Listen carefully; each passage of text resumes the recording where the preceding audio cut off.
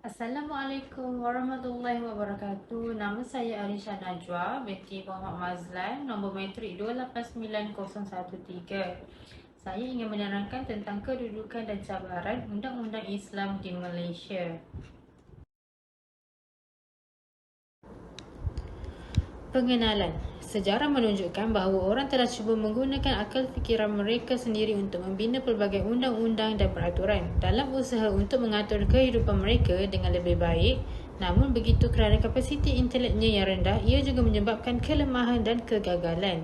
Manusia memerlukan undang-undang yang terdapat dalam Al-Quran dan disokong oleh wahyu ilahi, iaitu undang-undang daripada Allah SWT yang mencipta manusia. Dengan sifat-sifatnya yang sempurna, Tuhan sudah pasti akan mencipta peraturan yang mencerminkan hakikat kejadian manusia. Menurut Nik Muhammad Zawawi Saleh 2013. Seterusnya, saya akan menerangkan tentang konsep Undang-Undang Islam. Perundangan Islam adalah sekumpulan ilmu yang diturunkan melalui Al-Quran dan As-Sunnah oleh Allah untuk menjamin keselamatan, keamanan dan kesejahteraan semua manusia. Oleh itu adalah penting bagi umat Islam untuk menegakkan syariat Islam sebagai tanda keimanan mereka kepada Allah. Tambahan pula, tiada yang menandingi undang-undang Islam dari segi kesyumulan, dan undang-undang yang dicipta oleh manusia selalunya mengandungi banyak kepincangan dan kekurangan. Undang-undang Islam adalah peraturan universal yang boleh diterapkan kepada setiap masyarakat pada bila-bila masa. Penerapan syariat Islam dapat diubah sesuai dengan perjalanan kejadian manusia, meskipun akan berubah sesuai dengan arus pemodenan. Bagi mereka yang beriman, tiada yang lebih penting daripada berpegang kepada syariat Islam. Masih terdapat beberapa ayat dalam Al-Quran yang menunjukkan keperluan umat Islam untuk menegakkan peraturan Islam termasuk takzir, hudud dan kisas. Undang-undang akan terus wujud selama-lamanya. Seterusnya, saya akan menerangkan tentang struktur ataupun elemen. Undang-undang Islam telah diterapkan dalam kehidupan seharian di Tanah Melayu sebelum kedatangan penjajah. Menurut Syed Muhammad 1966, abad pertama Hijriah adalah bersamaan dengan abad ke-7 Masihi dari segi kelaziman Islam.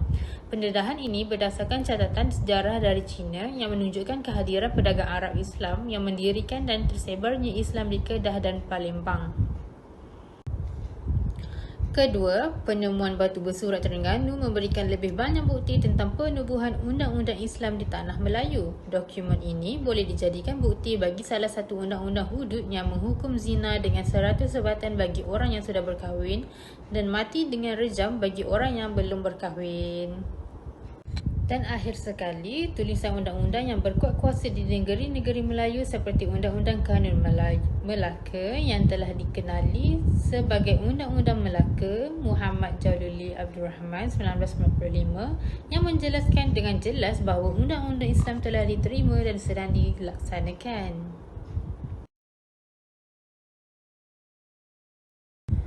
Seterusnya, saya akan menerangkan tentang pelaksanaan di Malaysia, iaitu yang pertama, Mahkamah Syariah di negeri-negeri Malaysia mempunyai kuasa untuk menggunakan undang-undang Islam seperti yang ditetapkan di bawah Undang-Undang Islam di Malaysia. Yang kedua, selagi penghakiman masih tertakluk kepada perkara 4-1, Mahkamah Tinggi tidak dibenarkan untuk campur tangan atau menentang keputusan yang dibuat oleh Mahkamah Syariah dalam kes yang melibatkan pewarisan, hak penjagaan anak atau isu lain.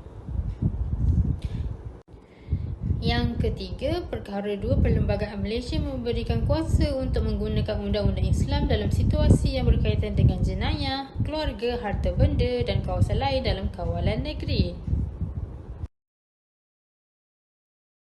Seterusnya, isu berkaitan yang dapat saya ulaskan dengan tajuk yang telah diberi oleh pensyarah ialah punca-punca perkara yang berlaku dan peningkatan kadar jenayah di Malaysia, termasuklah masih ramai yang tidak memahami maksud sebenar Islam. Perkara sebegini mesti diambil kira semasa melaksanakan syariat Islam. Hal ini demikian kerana Undang-Undang Islam adalah kedua-dua sistem perundangan yang lengkap dan satu cara untuk memperbaiki masyarakat. Seterusnya, walaupun Undang-Undang Islam sesuai untuk semua tamadun, namun penerapannya di Malaysia adalah tidak sesuai. Ini ditunjukkan melalui contoh cemerlang kepimpinan Rasulullah di Madinah yang ketika itu merupakan masyarakat berbilang kaum yang terdiri daripada orang Islam dan Yahudi. Menurut Al-Qurtubi, pada tahun 1987, terdapat perbezaan pandangan di kalangan ahli akademik tentang cara menerapkan undang-undang jenayah syariah kepada orang bukan Islam harus didekati.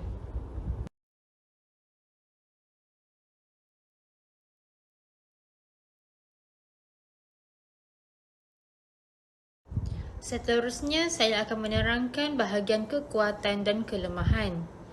Menjadi sebuah negara yang benar-benar mematuhi undang-undang syariah adalah antara kelebihan dan kebanggaan umat Islam.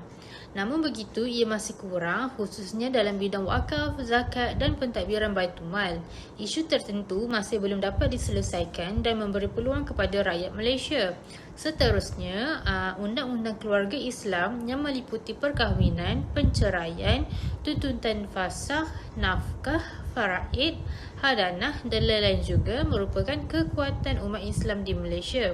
Namun begitu, sistem dualisme undang-undang menimbulkan beberapa aduan dan pertikaian pelbagai jenis. Sebagai contoh, dalam perselisihan pendapat mengenai hak penjagaan anak ataupun ceraian yang melibatkan pasangan bukan Islam yang sama ada meninggalkan Islam atau memeluknya. Seterusnya, saya akan menerangkan tentang bahagian cadangan dan penambahbaikan. Yang pertama, untuk menjadikan sistem perundangan Islam lebih dinamik dan berkesan, hanya perlu ditekankan bahawa penerapan syariah Islam yang berteraskan Al-Quran dan Al-Sunnah perlu ditafsir dan dikemaskini dari semasa ke semasa. Seterusnya, kerajaan mesti mematuhi kewajipan untuk menyelesaikan isu tersebut secara saksama dan tanpa ragu-ragu. Ini menunjukkan bahawa kuasa utama ke arah reformasi sistem perundangan Islam ialah kerajaan. Ia perlu sesuai dengan iklim politik dan budaya masyarakat Malaysia. Paling penting, proses ini mesti diambil dengan berhati-hati untuk mengelakkan gejala daripada berlaku dalam kalangan rakyat Malaysia.